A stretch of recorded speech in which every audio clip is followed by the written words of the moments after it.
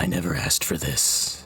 I say that because I didn't need to ask. What is it that I didn't ask for? If I was in need of medical assistance but was unconscious, then that would be a situation where I didn't ask for help, but help was something I desperately needed. And I shouldn't complain because it's natural to help out those who are in trouble. So I don't see why this is such a big deal.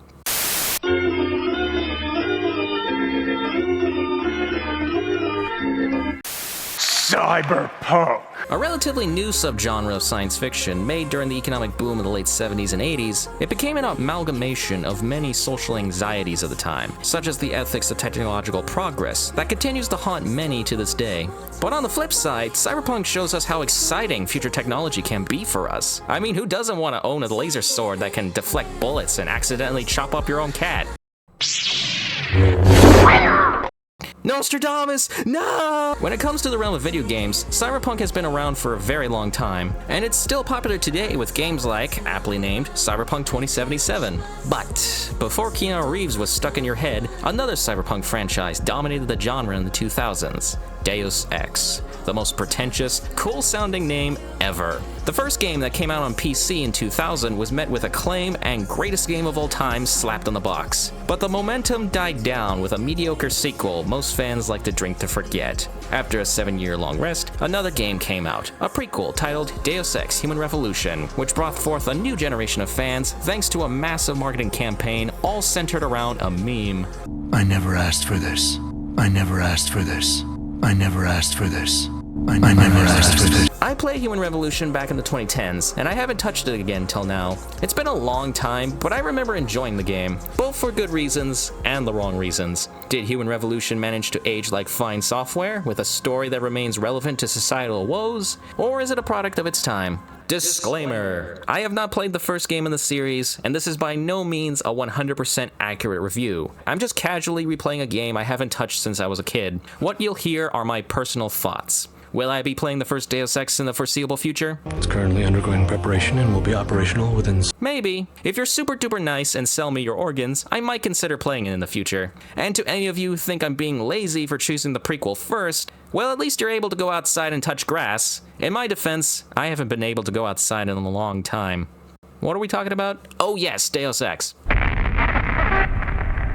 Welcome to the dark future, the far-off dystopic year of 2027. In this yellow-colored world, cybernetic augmentation, or AUGs for short, has completely reshaped the structure of human civilization as we know it. And in classic cyberpunk fashion, megacorporations that manufacture these AUGs have gained incredible world influence in the process, with the most powerful AUG company in America being Seraph Industries. But behind the scenes, more powerful figures work in the shadows, like this buff security guard. This here is Adam Jensen, the main character of Human Revolution, who looks like a coat hanger way before he turns into a cyborg. This late 2000s white guy protagonist is the head of security for Seraph Industry headquarters, located in Detroit.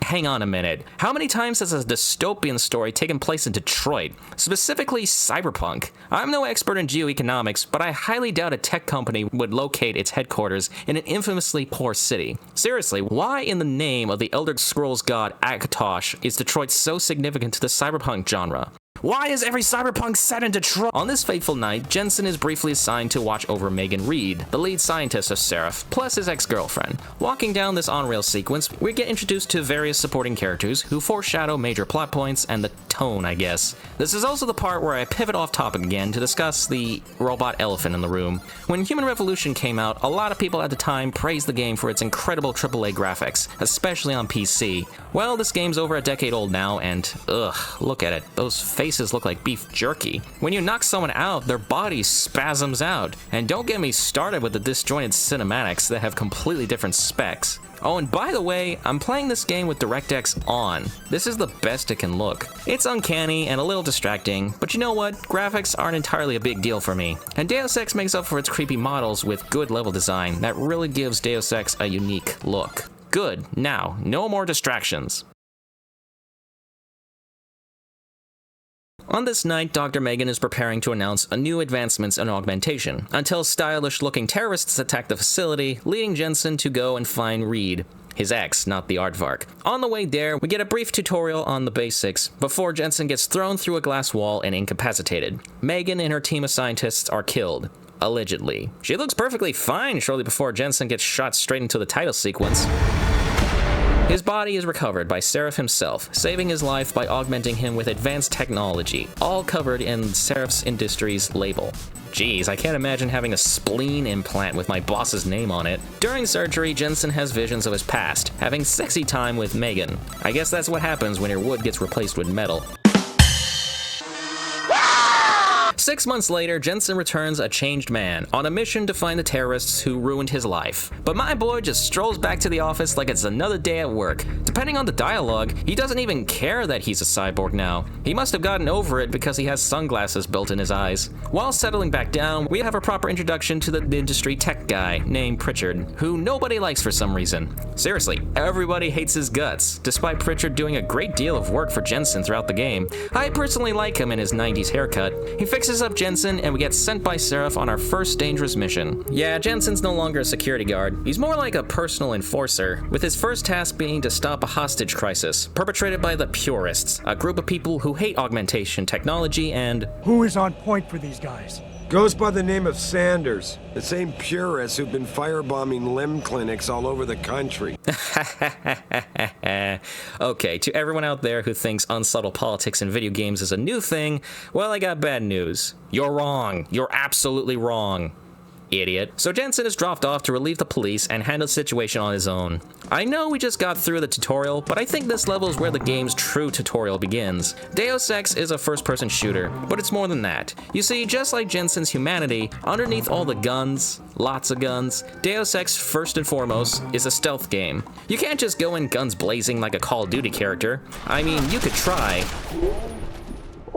but I don't recommend it. You're weak and don't have any big guns at your disposal. You have to conserve your ammo and rely on stealth and strategic cover. You also can decide whether or not you want Jensen to be lethal or non-lethal, shooting your enemies with bullets or tranquilizer darts, using your fists or your blades. This won't affect gameplay that much, but how you go through your enemies will change how people see you. On this playthrough, I decided to go with a mix of lethal firearms and non-lethal melee attacks, because it's all quick, and I absolutely love watching the ridiculous fighting animations. As Jensen fights the captors, he stumbles upon a purist hooked up on a computer and pointing a gun at himself. Help me! Why would an anti-aug do this? Who is pulling the strings here? And why is everyone acting like this purist did it on his own volition? One thing's for sure, I really hope YouTube doesn't punish me for this cutscene. I just fucking shot myself! After sneaking around, shooting around, jumping around, punching around, and groaning around, I save the hostages, after failing to find them, and confront the leader of the terrorists, Sanders, who's been having a real rough time after losing his fried chicken company, leading to the last main gameplay mechanic of Human Revolution, something I call the debate system, where you must fight people not with guns, but words containing facts and feelings. This is where Deus Ex writing truly shines, and it stands out among many games with dialogue wheels. Not light side and dark side like in Star Wars, nor are you playing good cop, bad cop like in Mass Effect. In Deus Ex, you're trying to persuade people, and people can be complex. You can't just spill the facts to people. Sometimes you're gonna have to blackmail them, tickle their egos, or calm their nerves. After the hostage situation is over, you have to go to the morgue to investigate the purist's body, but the security guard won't let you in, so you have to talk to him. If you manage to win him over, you can just waltz into the morgue, no problem. But if you piss him off instead, you're gonna have to sneak in the back without getting caught. As you can tell, winning people over is harder, so choose your words carefully, and maybe people will go out on a date with you. Trying to break in the morgue is also the part of the game that introduces side missions, which are labeled blue. They're not that important, and the missions can completely feel like a slog at times, but I didn't mind the side missions. I wound up doing all of them, mostly so I can get credits and experience points to unlock Paraxis kits. These things are how the game levels you up as you spend these kits unlocking Jensen's various augmentation abilities. All of them can make your life so much more easier, like carrying large objects, the ability to prevent fall damage, or my personal favorite, giving Jensen the ability to knock out 2 enemies at the same time, resulting in even more hilarious takedowns. Paraxis kits can also add to playstyle. You can spend the kits on giving Jensen weaponry or more stealth, but the only way to get these kits is through experience points or credits. This is brilliant game design, as these kits make you prioritize gathering experience points, thus absorbing you further into the game. You're saddled with neuropozyne injections for the rest of your life. Huh? Addiction? I thought this game about a guy punching walls with his robot arm was an unsubtle allegory for reproductive rights. Now it's about addiction? No matter how you get in, Jensen requires the biochip and takes it back to his apartment. With Pritchard's help, we discover, big shock, the augmented purist didn't off himself on purpose, but was being mind-controlled, something Jensen should have figured out from the beginning. By following the biochip's frequency, Jensen goes to an abandoned factory and finds the terrorists responsible for Megan's death. The three villains are called the Tyrants. At least I think they're called the Tyrants. That's what the wiki calls them, but I don't remember anyone in Human Revolution calling them the Tyrants once. I'm just gonna call them Beyblade on Netflix. Beyblade, Beyblade, let it... What I do know is the big guy with the machine gun for an arm is named Barrett. A Final Fantasy reference? Absolutely. I know I'm going on a lethal path in this playthrough, but I have to admit it's really fun going stealth from time to time. Granted, it's more difficult and it can take a long time, but sneaking past hordes of enemies without getting caught is so much more satisfying than cover shooting. Wait a minute, I just barrel rolled right in front of that guard, and he still didn't see me. While strolling through the park one day, in the merry, merry month of May, while strolling through the park one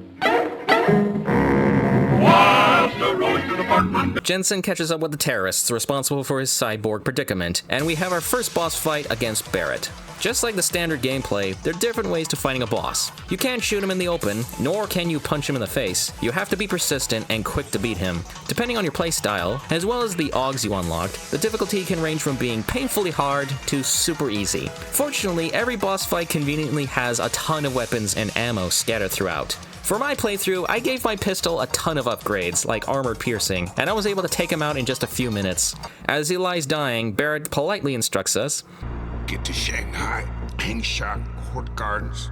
Aw, what a nice guy, giving us directions to... Tell him Barrett sent you straight to hell! Well, anyway, we report back to Apple headquarters and hitch a ride with Malik, our co-pilot, to fly to China.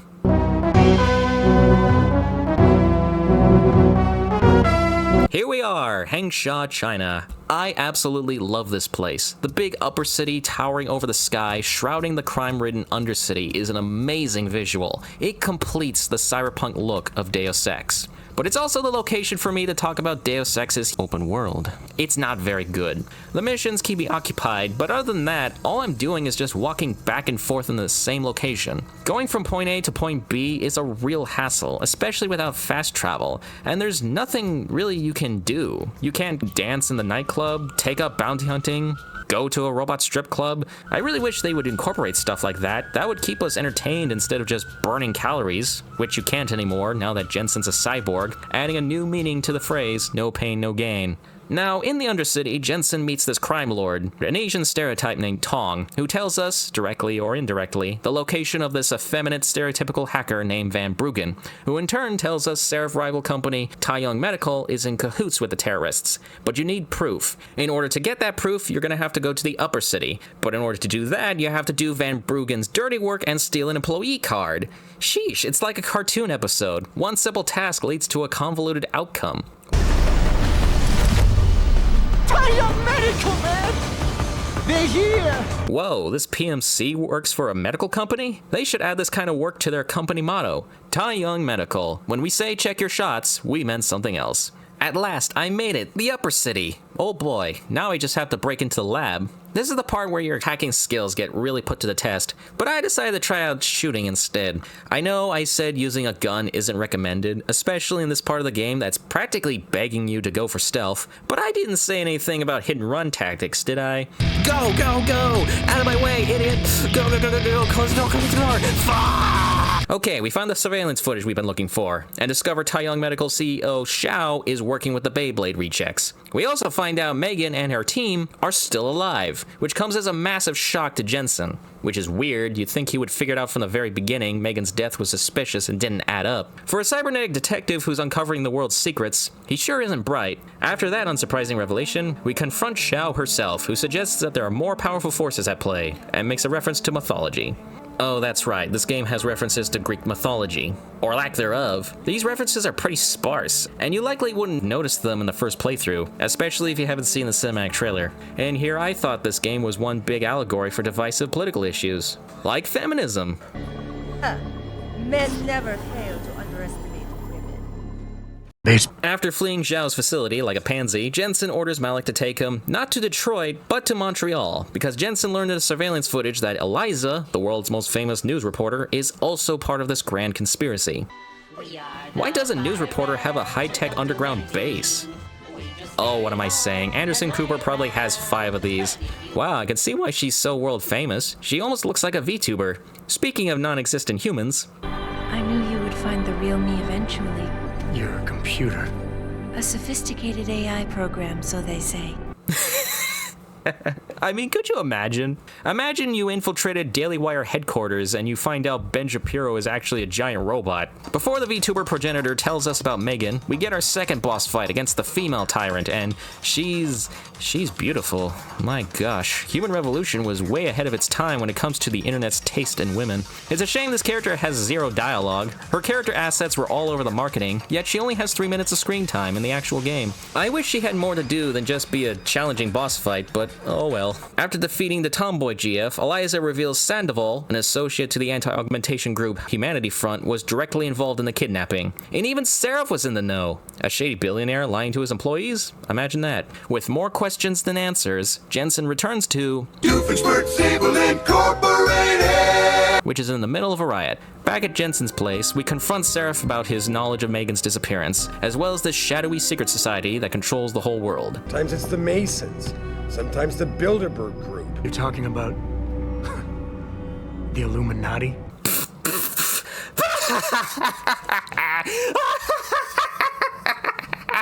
Don't get the wrong idea. I'm totally on board with fighting the Illuminati. I will say though, calling this society the Illuminati really pushes the game off the edge a little bit. Yes, I know the Illuminati were in the first game, but this tie-in to the original kind of conflicts with the game's brooding tone. Did I mention how brooding this game is? It's mostly Jensen's voice. It's so funny. Seraph Industries lost a lot of good people in the last 6 months. Either way, he found out someone was gunning for him and took off. We need to find him. I would like a cheeseburger with fries and Diet Coke. Scratch that. Make it Pepsi. I love Pepsi more. To find Sandoval, we have to confront Taggart, the leader of the Humanity Front, an anti-augmentation movement that wants to lobby the UN to regulate augmentation technology and control the corporations that create it. Hold on a second. Unregulated tech companies? This is like the 4th real-world issue the game is associating augmentation with. What is augmentation supposed to represent? Is it a pro-choice allegory, a drug addiction allegory, a corrupt government/corporation allegory, or a retelling of Greco-Roman mythology? This game can't decide what it wants to be. Not to mention highly controversial to lump all of these different divisive real-world issues in the form of cybernetics, especially when one side of the debate is more scrutinized than the other. Now, you might make the argument that this was intentional, and the moral philosophical dilemma is all up to interpretation, just like classic cyberpunk fiction. If that theory is true, then I disagree, because there's nothing to interpret. It's not like in The Matrix or in Blade Runner, which are up to interpretation thanks to their arguably non-scientific scenes made for speculation, whereas Human Revolution just gives us nothing but a muddled dual choice system that only gets worse during the ending, but we're not there yet. After that embarrassing press conference is over, we find Sandoval, who tells us to go back to China and find a scientist named Vasily. But before leaving, we're properly introduced to Hugh Darrell, the man who founded augmentation technology, who's totally not going to be a factor in the end. I mean, would you trust a guy like him? I shouldn't trust anybody at this point. Not this guy, or even this guy. This guy in particular just screams Illuminati. Jensen flies back to Hengsha, China, but his airship gets shot down and ambushed by the PMC group Bell Tower. I'll stay and cover you. Negative! You need to get away from here and find Dr. Shchenko! Now, as a kid, I really got bummed out over this scene where you have to leave your pilot Malik behind and watch her explode. It wasn't until years later that I found out you can in fact save her. Thanks, spy boy. But it's challenging to do because you need the right weapons and ammo to get it done. This is really hard for players who are trying to take a pacifist route. It's essentially the breaking point for them. So if any of you out there are attempting to go pacifist and save Malik at the same time, Best of luck. After we escape, Jensen begins to experience strange glitches in his biochip, as does everyone else who is augmented. We shoot some cyborg gangsters before learning Vasily's robot arm is now attached to Tong, the stereotypical Asian man from earlier, who now wants your help to break his stereotypical son out of prison. I just killed some of his men, and now he's totally okay with working with me. Ooh, this is the moment where I acquire the most broken weapon in the game, the laser rifle. Yeah! Yeah! Oh. Once the son escapes, Tong has another task for Jensen, and that's setting a bomb out in the docks. Kind of funny if you think about it. You can have a massive shootout with the guards, hack the machines, and fight a giant robot, but it's planting a bomb in a building that causes a media frenzy. With all that taken care of, Jensen hops on board a ship and goes dark. Not sure if this is a smart move or not, but let's hope we can finally locate Megan and... Wait.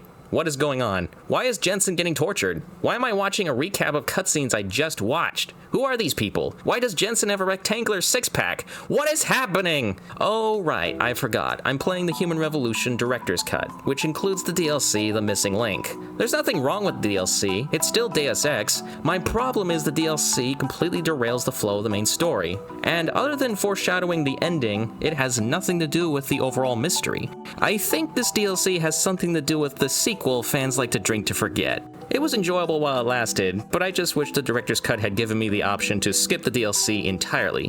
Ooh, right into cyber nards. Jensen wakes up in Singapore of all places and finds the location where Megan and the scientists are being held. This is also the part of the game where I realize headshots exist, and it makes life as a cyborg so much more easier. We rescue the scientists and enter a meat factory. Zhao from Taiyang Medical happens to be there to get absolutely roasted by Jensen. Women never fail to underestimate men.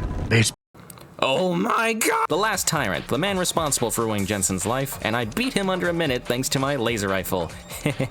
I love you, Deus Ex laser rifle. At long last, Jensen reunites with Megan, who turns out to be a lying sack of potatoes.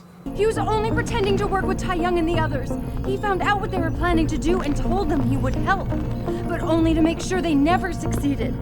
Their control signal won't work. However, Hugh Darrow, in a press conference, reveals that he has control over the biochips, and instead of controlling people, he decides to turn every augmented person in the world into a rage zombie.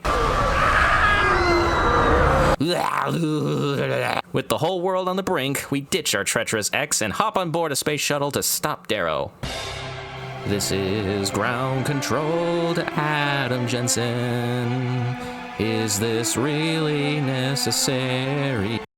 Well, Pangaea, the deep Arctic base where Deus Ex suddenly shifts to horror territory. The ambience is really effective and puts you on edge in every corner, making the inevitable encounter with the rage zombies scary for about 3 seconds, till they create a slapfest. Luckily, I have my laser rifle to calm my nerves. Jensen enters the conference room and meets Darrow, who explains his master plan for the world to turn against augmentation technology and expose the secret of the Illuminati, by killing people, of course. Whether or not I convince him how stupid his plan is, I decide to go with this as my real answer. Now that I got that out of the way, I have to stop the broadcast, which is inside an underground chamber with scantily clad women and Zhao all hooked up to a hentai supercomputer.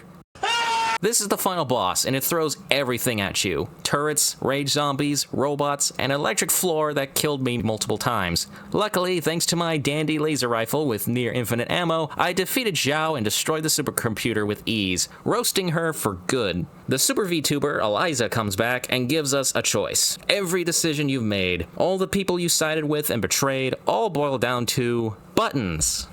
Just buttons, and a final cutscene consisting mostly of stock footage. Buttons ranging from siding with Seraph so he can do whatever the hell he wants, pushing the button Darrow suggested that will expose the dangers of both augmentation and the existence of the Illuminati, or Taggart's button, which will benefit the Illuminati. This is so disappointing, as this makes all your decisions throughout the game seem meaningless, and it goes against Adam Jensen's character. I mean, why would he support Seraph? He knows he's full of crap at this point, and why would anyone in their right mind support the Illuminati after all they did? It doesn't add up. I get this is what the original Deus Ex ended on, but even that was criticized by players. What makes this even more frustrating is you have to save Seraph and Taggart Taggart to unlock 2 of these endings. Oh yeah, Taggart and Seraph are in the facility, hiding from the rage zombies, and you have to save them, but the game never tells you where to find them, with 0 markers on the map. That means you'll accidentally miss them, so you have to restart, find them, and fight the final boss all over again. There is a 4th option though. You can just go to the back room and push a button that will implode the base, so that no one can spin the truth. Personally, I like to pick this ending, not because I believe it's right, but I just really want this headache to go away. Thanks for nothing, Megan! But there's still one question I want answered. Who are the Illuminati? Who are the real people responsible for all of this? And who is this Bob guy at the end credits? Wait a minute. Bob? As in like, Bob's Burgers? That's it. Bob is just an alias. And I'm 99% sure the other members of the Illuminati have aliases too, like Clown, King, Cow. Yes, that's it. Fast food seeker that controls the world. Sure, you may say that's contrived and a massive leap of logic, but you know what else is ridiculous? The Illuminati. I did it. I just figured out Deus Ex. We just figured out Deus Ex. We just figured out Deus Ex. We just figured out Deus Ex. Because we're really, really smart. I'll admit, I was being too hard on Deus Ex, and you might think I hate this game because of it. But the truth is, I really like it. Okay, the game didn't exactly age well. The ending and overall mystery I thought were letdowns, and it's the only game or story that I can think of which was allegorically inconsistent. But with that said, the gameplay was tons of fun. The different playstyles that can create different outcomes warranted some level of replayability. The art direction was pretty to look at, and while I found most of the aspects of the story silly, I was genuinely engaged all the way through. All of that put together makes it a great experience, and therefore a recommendable game. Finally, I like to say that while Deus Ex doesn't do it well, the story did maybe ponder the ethics of technological progress as well as the people who rule us all. So I'll give Human Revolution a gold star for being slightly profound in its social commentary. The sequel, on the other hand, Welcome to my life.